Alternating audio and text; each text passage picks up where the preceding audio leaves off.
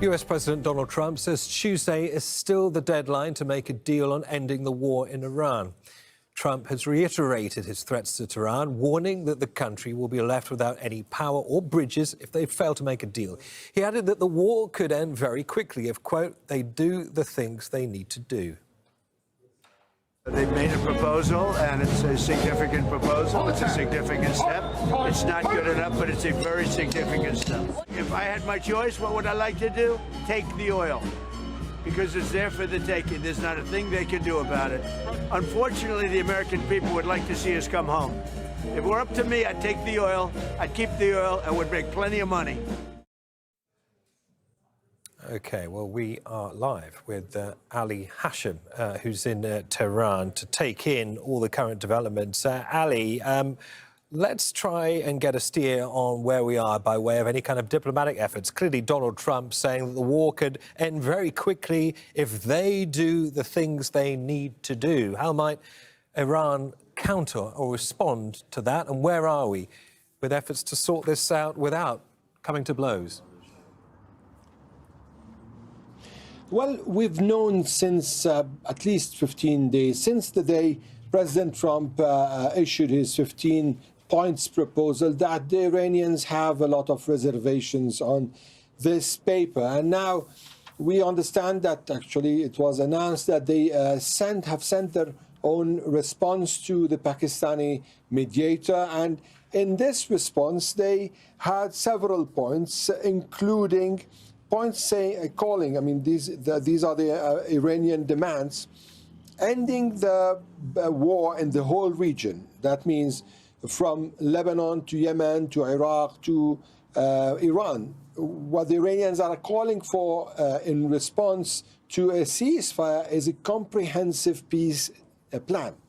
Also, a safe passage protocol through the Strait of Hormuz. And this is what the Iranians have said in the past, and also according to what a senior Iranian official told Al Jazeera earlier, that Iran wants clearly to be compensated through a certain amount that could be paid by the, I'll read it from the paper, Iran will allow ships from some friendly nations to pass through the Strait of Hormuz in exchange for security fees. Based on the decision by the top state institutions, Iran tends to obtain war compensation through these fees. So they're kind of slashing what they're calling for here. That means the compensation from the United States by putting a protocol in place that allows Iran to take fees for passage of ships, just as what's going on right now, because this is what's already happening right now. One of the other issues the Iranians are calling for is reconstruction or reconstructing all what was destroyed during the war, and most importantly, lifting sanctions. So these are part of the points the Iranians have offered in their counter plan or counter proposal that they've sent to the Pakistanis.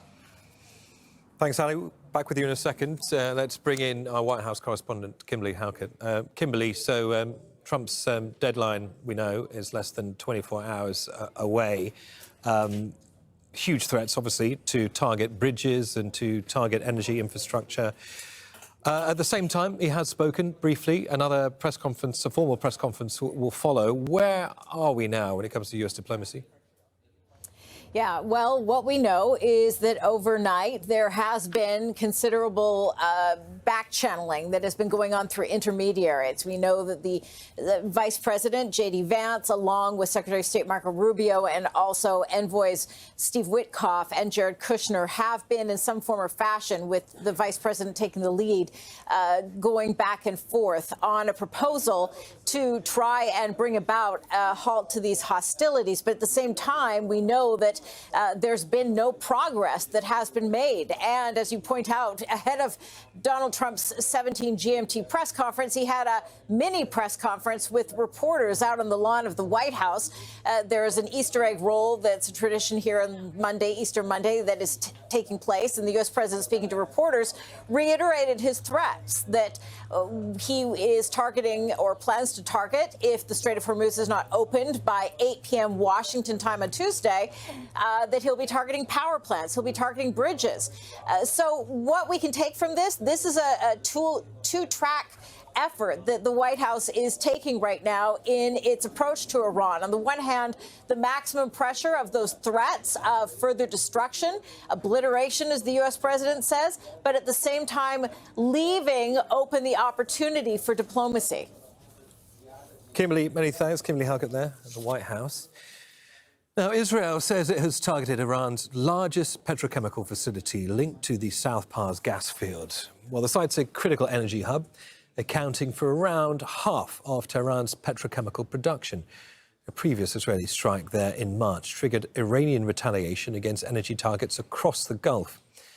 South Pars forms part of a 9,700 square kilometre gas field. That's the largest on Earth, and it's jointly held by Iran and Qatar. For Iran, South Pars is the backbone of its energy supply, meeting around 80% of the country's domestic natural gas demand.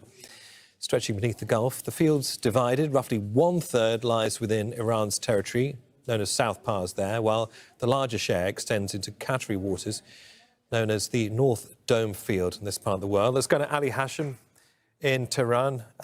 Back to you, Ali, because what details are actually emerging about the scale of the damage of this Israeli strike on South Pars? Also, Israel's also claimed to have hit dozens of Iranian aircraft. Fill us in. Well, for now, there's no clear picture on what's the impact really on the facilities in South Pars, in Asaluye. But what we know is that the Iranians have been threatening that such attacks will draw a retaliation that will cause similar damage to facilities in the Gulf and in Israel. So probably this is something that will complicate or overcomplicate the situation, especially with the amount of importance the Iranians have on the South Pars. Actually, today, there's a very significant phone call that took place between the Foreign Minister of Iran and the Prime Minister of Qatar. And this is probably one of the very rare calls between the officials from the two countries since the beginning of the war. Now, on another note, there have been several Israeli attacks on Iranian infrastructure. We've spoke of the attack on the Sanat Sharif University that was described by the foreign minister as the MIT of Iran.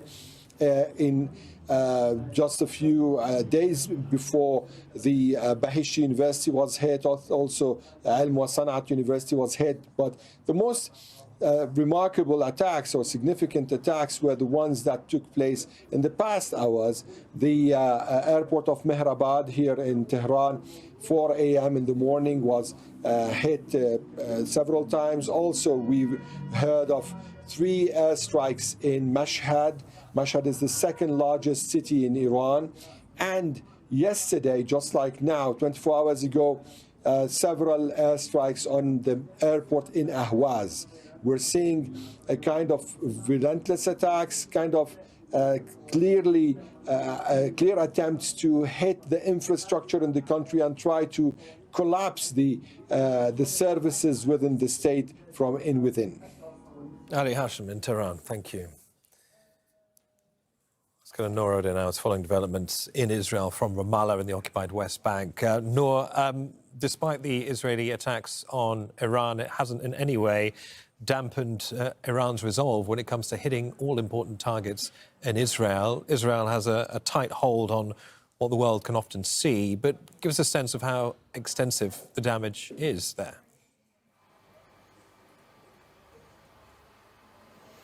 Well, yeah, a few things to say about that, just to put it in context, Niamh. First of all, Israelis have a very sophisticated air defense system and a warning system so that civilians who could be in the path of those missiles are warned ahead of time. They're given a few minutes most of the time if the missiles are coming from Iran to head to the shelters, and that explains how Israel has maintained the casualty count down to a minimum. Now, of course, the Israeli military censor controls all information about what has been damaged, but what we do know is that 26,000 Israelis have filed for compensation for significant damage to property. Those who've suffered minor damage to property have a different process to go through that is streamlined, that is not even counted. So we don't have the full picture, but we know that several buildings have been condemned for demolition because they sustained heavy damage, that over 2,000 families need to seek alternative housing because they were in impacted areas, and that several key industrial areas or industries have also been targeted, like a factory for drones in Tahtikva, which was destroyed by a missile earlier on in the week. That information was only revealed almost 24 hours after the fact. But there are other attacks, like the one on the oil refinery, on the industrial zone near Beersheba, on the areas near Dimona. All of those, we begin to paint a picture of damage, of the economy being tested, of residents complaining about increasing prices at the gas pumps, of also this front widening, because Israelis now have to worry about drones and missiles coming from Yemen, drones and missiles coming from Iran and from Hezbollah. All of that is increasing the pressure, not perhaps giving us a full picture, but definitely beginning to paint a picture of a lot of pressure on the civilians in Israel. Noura in Ramallah, thank you. Let's go to Dubai now, speak to Zain Basrawi for a picture on what's going on in the region. And Zain, last time we had an attack on South Pars in Iran, it triggered a retaliatory attack on Ras Laffan here in Qatar with huge implications on global energy supplies. This feels like another perilous moment in the region and beyond, Zain. Absolutely. I mean, we're into the 5th week of this war. Talking about red lines feels silly at this stage, but at the time, early March or mid-March, in Iran, a red line was crossed for them, and they crossed a red line here in the GCC. Let's look at what happened. March 2nd, there were 2 Iranian drones that were said to have attacked Ras Laffan industrial city, but there was no damage at the time. Iran said it wasn't them. Qatar's defense ministry said trajectory information showed otherwise. March 18th, Israel attacks Iran's South Pars gas field, and in retaliation, night of the 18th into the 19th, Iran attacks Ras Laffan industrial city, as well as the Mesaid power plant, claiming those attacks causing a level of damage that has effectively brought it offline since then. Qatar has said it could take 3 to 5 years to repair, and it threatens a $20 billion a year annual revenue for Qatar, really the main revenue stream, the only revenue stream that matters, an existential threat that was followed through on by Iran. And we're seeing the ramifications of that to this day. Now, the fear is that what happened then was that Israel, at a time of dialogue and negotiation, forced the point of crossing a threshold, an escalation threshold. And what we're worried about now here, what GCC leaders are worried about now here, is that is once again happening again. We come close to the idea of dialogue. There are all these talks going on, parallel conversations, and once again, a red line is crossed. Israel once again pushing the war towards another escalation threshold. Now that we've crossed it, GCC leaders are no doubt worried about what kind of retaliation is coming their way. Of course, GCC countries have been fielding all sorts of attacks, haven't they, from Iran? I mean, how is what you're saying as regards to the South Pars attack and this escalation threshold that you say that has been breached, how is that fitting into the wider pattern of attacks across the GCC in recent days now? Well, let's take a look at what's happened just in the last day or so. I mean, in a few hours ago, Qatar's defense ministry once again saying that there have been a number of attacks by drones coming in from Iran. Qatar has seen far fewer attacks in the last week or 10 days in other GCC countries, but they are consistent, they are still daily, they are still happening. They're just being met further outside from the mainland. Kuwait's army saying a number of injuries were reported after debris fall in a residential area. UAE's Ministry of Defense saying they intercepted just in the last day 12 ballistic missiles, 2 cruise missiles, 19 drones. Kuwait's army saying 14 ballistic missiles, 2 cruise missiles, and 46 drones in the last 24 hours. Kuwait's been getting hammered over the last few days consistently. Numerous points of civilian infrastructure, what Iran describes as U.S. assets on the ground, U.S. bases, U.S. personnel. There have been a number of injuries there. UAE responding in Fujairah, the Emirate of Fujairah, responding to an attack on the telecommunications company Dooh in one of the locations there. Saudi Arabia, 2 drone interceptions earlier today. And the list goes on, and it carries on every single day. Iran then putting out lists of target claims, U.S. assets that it says it is consistently hitting. And the message there is clear that it will continue to target GCC countries as long as they continue to associate themselves with the U.S. or as long as Iran sees U.S. assets on the ground that it can target in the GCC. So this retaliatory strategy is not shifting. The U.S. and Israel are ratcheting up the rhetoric of carrying out more attacks on Iran and then following through. All the while, you have statements coming in from officials here in the UAE. The Prime Minister and Foreign Minister of Qatar really mirroring what each other is saying. Diplomacy going on in between the GCC states, pushing for the idea of a return to dialogue. They do want to hold Iran accountable for this retaliatory strategy that they've used since the war began, but they are continuing to push for a return to dialogue because they know the only way out of this war is at the negotiation table. Zain Basrawi in Dubai, thank you. All right, let's go back to Kimberly Halkett in the White House. And Kimberly, we've of course reflected on some of the statements that Donald Trump has had to say as we await that all-important press conference a little bit later on. But do we have any sense, given that we've heard from Iran about what they are looking for by way of their latest sort of peace plan initiative, whether or not there is a US negotiating team working indirectly or directly with mediators either in Pakistan or elsewhere? I mean, who is driving that diplomatic voice? Because at the moment, all we're really hearing from is Donald Trump, and his main focus has been largely on threats.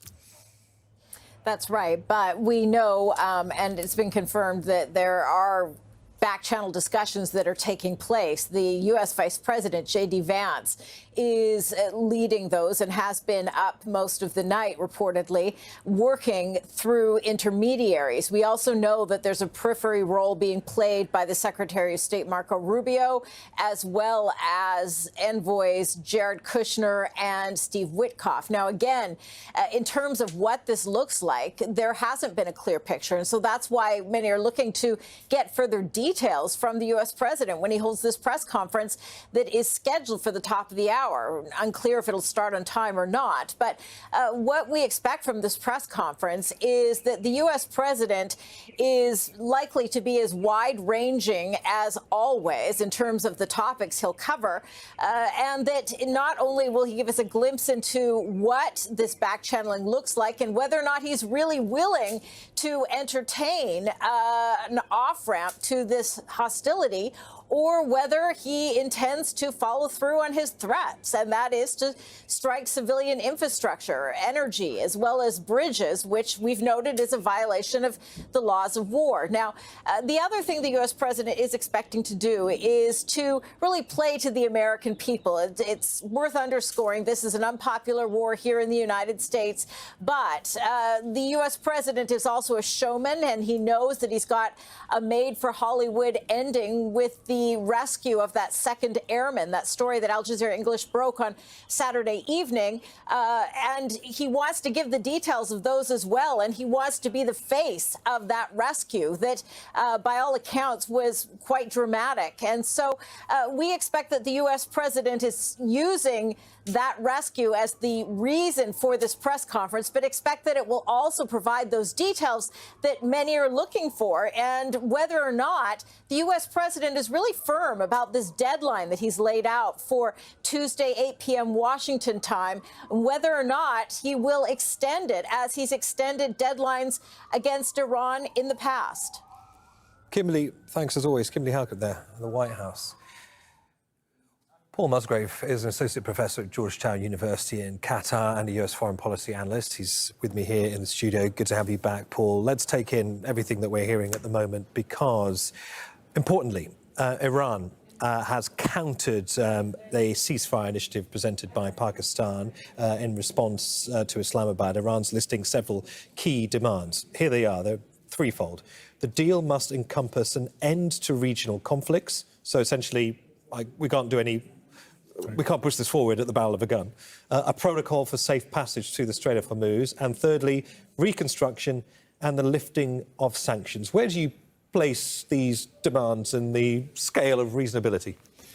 Well, on the one hand, they are fairly reasonable. Iran was, in this instance, the victim of an attack launched by the United States and Israel during negotiations. So I can understand where they're coming from. On the other hand, this is, as we would say in American English, swing for the fences stuff, right? This is setting the goalposts so high that it would be difficult for any sort of negotiated agreement to get to them.